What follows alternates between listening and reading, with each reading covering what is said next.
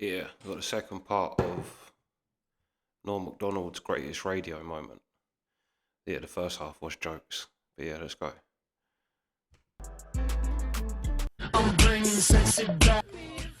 Sudeikis was holding forth on. Sudeikis was earlier holding forth on Justin Timberlake. Great host. And we were talking about sweet. He's sweet. No, he is. He's a sweet kid. I saw him.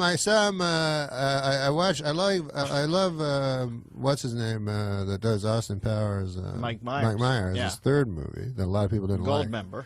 No, it was Love Guru, and I liked it. And he was in it. He played a French Canadian accent. You know, Timberlake. It was pretty funny. Like a young Chevalier. We're talking to Norm Macdonald, and he loves everybody. And, I love everybody. We're also you think I'm curmudgeonly, like I've turned curmudgeonly? No. At some point I come in, you're like Burl Ives in the voiceover studio for the Rudolph cartoon. I'm not reading this again. Sudeikis is with us, too. Tell us about the new flick here, Dake. What do we got? Horrible Bosses. That's the one. Yeah, boy, look at that. That's the doesn't want to plug work. his stuff. He What wants are you to plug charting your movie. everybody's thing? I love that. You got a master board at home? Let's face facts. These kids went by us at the speed of light. I'm okay with it. We're tied up on the water hazard in the 3,000-meter speedwell chase. They're all drying at home.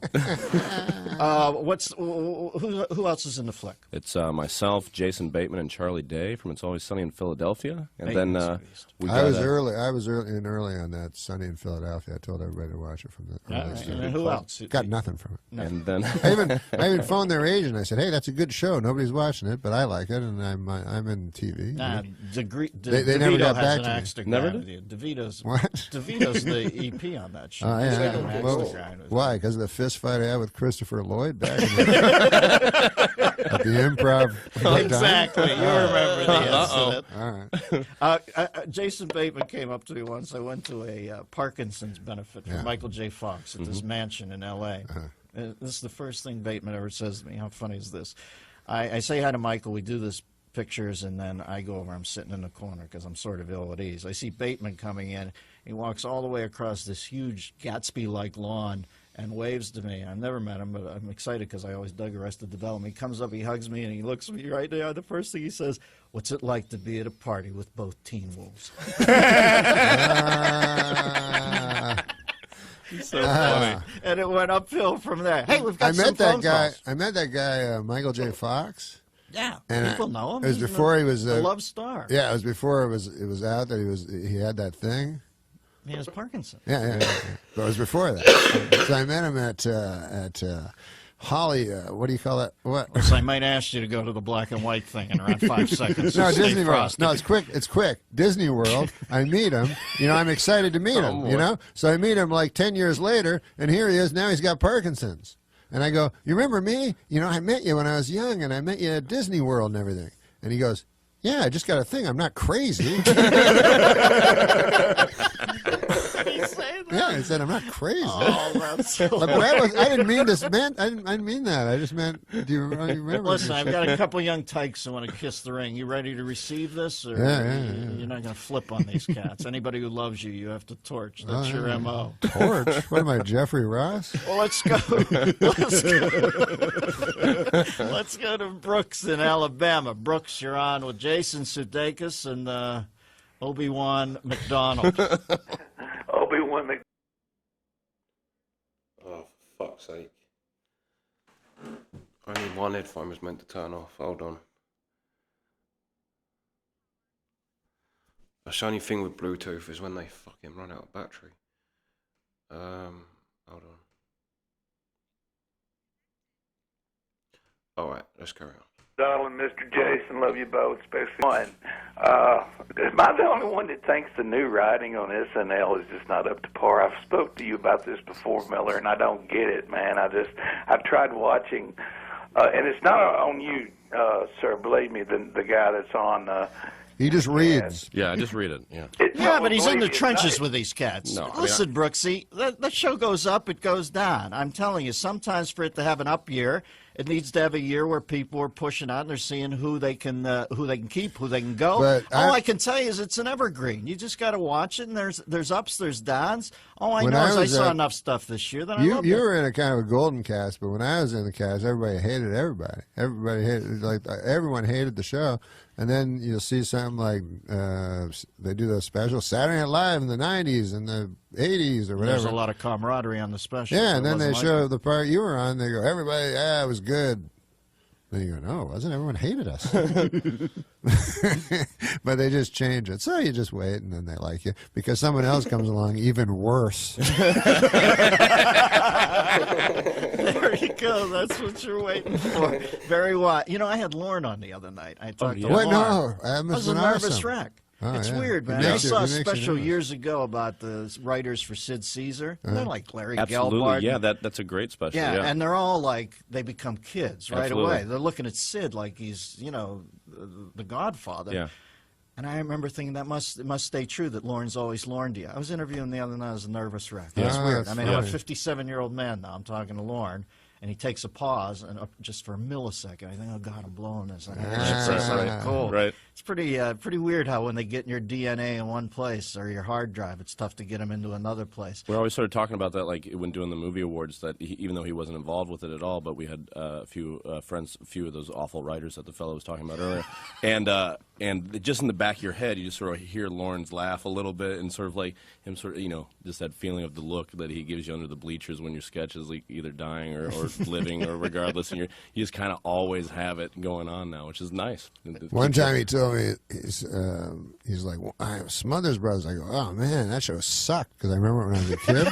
Anyway, it turns out he did something on it. He wrote on it. He wrote on it. Yeah, he was one of the few guys who wasn't on the Starlight Vocal Band Summer Replacement Series, like every great comedy mind I've ever met. Where's your first gig? Yeah. Letterman. Yeah. In sketches on the Starlight Vocal Band Summer Replacement Show. Strange bedfellows, folks. 866-509-RANT, 866-509-7268. I heard that song was about sex. What's that? Starlight Vocal Band song. Skyrockets. Okay, you're not going to win a Pulitzer for this filth. Let's go to Kelly in Vermont. Kelly, you're on with Norman and Jason. How are you? I'm good, Dennis, and I want to thank you for allowing me on this show with so much comedic genius.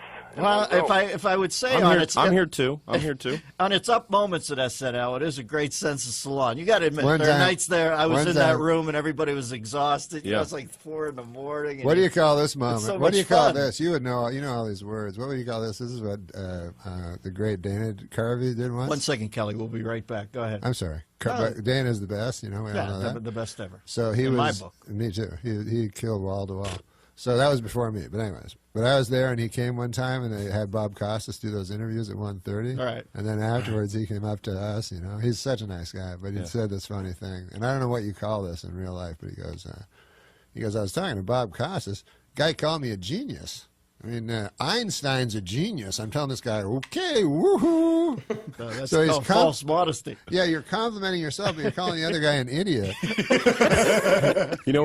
Paul Appel, who's one of the great writers that, there now, like, written a ton of character stuff, has a great term for that called backdoor bragging. Backdoor bragging. And like the way it sort of goes at work is like, so I go into Lauren's office and he's like, you're incredible on the show, but we need you to do a little bit more. And it's like, wait, man, you shouldn't need to tell us the first part. We did backdoor bragging, but that was in the West Village back in the day. Hey, come on. Kelly, go ahead. What's up? Yeah, I'm watching you live on the internet there, and I feel like I'm right in a room with you. Wait, is there cameras on it? That's good to tell before you go on a radio show. Wait a second. Wait 1 second, Kelly. I got to jump in again. Spade goes and does a benefit for Lauren. This is one of the great old-time Spade lines. And he said, Lauren sent a jet for me. And I always, Lauren, a lot of things, but he was a little penurious, at least with our salary I don't know what checks. that word means.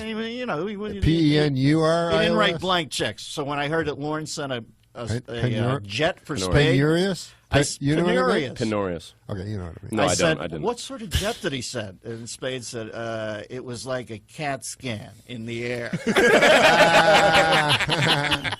Anyway, what's up, Kelly? How are you? Yeah, I'm good. This could address, any of you guys in that room, including Christian, could address this. I was wondering, when did each of you feel like you were going to make a success in the entertainment field? Was it actually before you got on Saturday Night Live, or? Well, thanks, Kelly. We'll cue it up with Norman first. Norman? I just wanted to be a stand-up. Yeah. You know, any moment you look back? Actually, because Dennis, if I think about it, this just occurred to me right now. But I never wanted to do anything on TV except write, because I was a stand-up, and then I saw that Dennis did Saturday Night Live, and I think he was the first stand-up to do it. Yeah, that's all I had in my, I didn't want to. So then I thought I was a stand-up, I could do this, because before that it was all like, guys would do characters or some stupid thing. I mean, Chevy was the closest to just being himself, and everybody else would do something stupid. Like everybody remembers Jane, You Ignorant Slut, but they don't remember the rest of the boring thing where he played an old guy from the 50s or something like that with a teletype. So, I mean, you were the best guy doing stand, and then I said, I could do stand-up. Maybe I could do that. So that Dennis probably. Jason, when did click on for you that you were no longer a writer on there? What was the first thing you nailed on the air where you thought this could happen? Well, I auditioned for the show and then got hired as a writer, so I never got to hand in a packet or anything. So I felt like an imposter for the first 2 seasons when I was writing. That's the best way to do it. You don't have to go up in front of the stupid. You didn't have to audition, right? Yeah, sure I did. They told me Let him finish his story. I'll tell you, it was brutal. And then I just, I went in last 5 episodes of my second year and told Lauren, I was kind of like, I don't know how much longer I can do just the writing thing. I'd really love to perform. Wow, good for you. And then a couple weeks later, they put me into the cast, and and that was it. But I didn't really feel comfortable until coming back the next year with like Killer, Hader Stone Killer. Yeah, you and Hader are the best things on the show. Me? Oh, Hader. I had to go up in front of. These guys are the two best. Yeah, I had to go up in front of Lauren's friends. You know that moment. No, where no. It's almost like you're at the Playboy up on the penthouse with Hefner. You're over in this studio in Times Square, and Lauren says, "You got 8 minutes. Do what you want." 8H, you go up. And you don't do stand-up? No, we did it at a rehearsal space over in Times Square. Lauren had it. I got Paul Simon sitting there. It's that sort of vibe.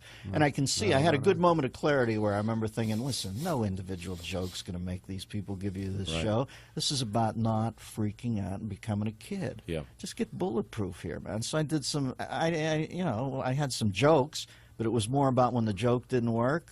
I didn't sweat 1 second. I think that's 100%. Like you see, like Bill's audition or Kristen's audition or Andy's audition, like the 3 people from my generation, and it's all pure. My audition's horrible. I think it's 100% what I did in between, because we did it at a stand-up place the first time, and then had to do it the screen test on a home base.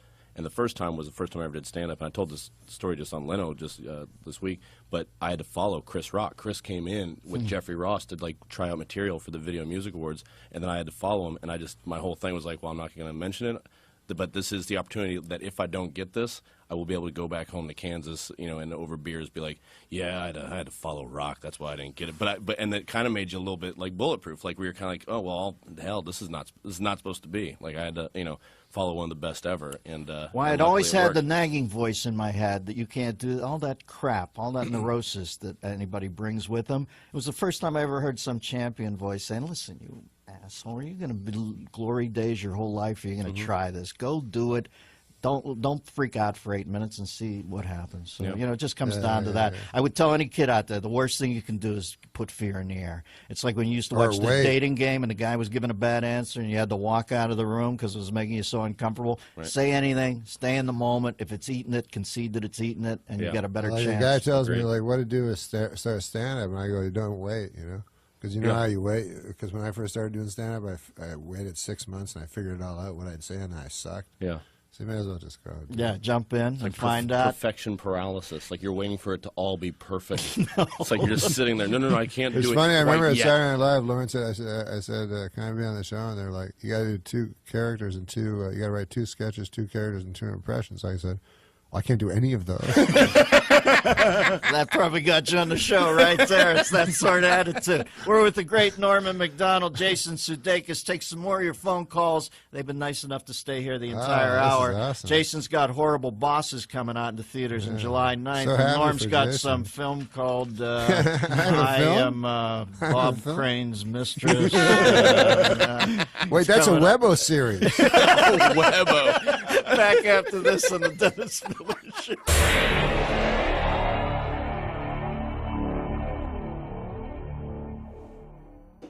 All right, Starlight Vocal Band, joined by a third of my favorite comedians, Jeffrey Cesario. How are you, brother? I'm good, my friend. He's in here doing Bobby Walsh Show. Give it a check out. Let's take a phone call real quick. We got Frank in Chicago. Frank, go ahead. You're on with Jason Sudeikis, who has Horrible Bosses coming to theaters July 9th, and Norman Macdonald.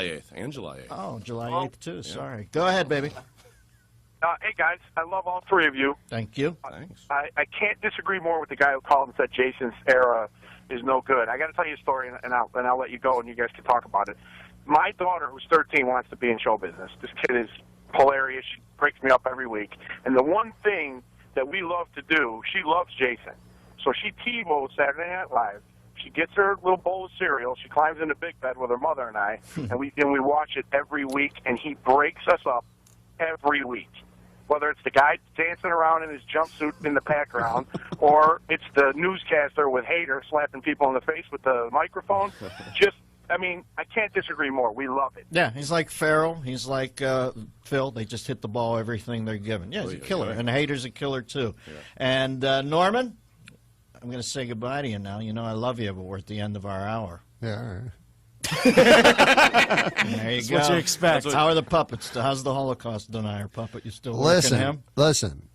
Out of context, it sounds bad. I bought him only knowing he was crusty. Yeah. You had no idea that he denied the very existence of the yeah, final I thought he was solution. a curmudgeonly guy. I don't even know what the hell you're talking about. Norm does a puppet. I bought as a a Holocaust puppet. denier. Are you familiar with Paul Winfield? No. Anyway, during the estate, I got a puppet.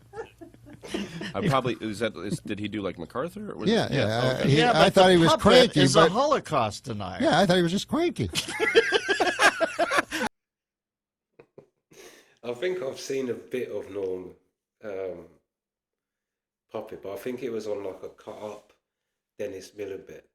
So it kind of like it was one of them where they cut it up and it's kind of hard to know where bits are starting because you've got no kind of visual cue either. So it's just kind of 1 minute they're talking about something and the next minute it changes, and it was one of them. But I do remember him, yeah. And if I'm right, doesn't he not bring him out because of that? He's like, I can't bring him out because, yeah, it's a Holocaust denier. And I love that, yeah. I didn't think Norm was that bad in that interview, no.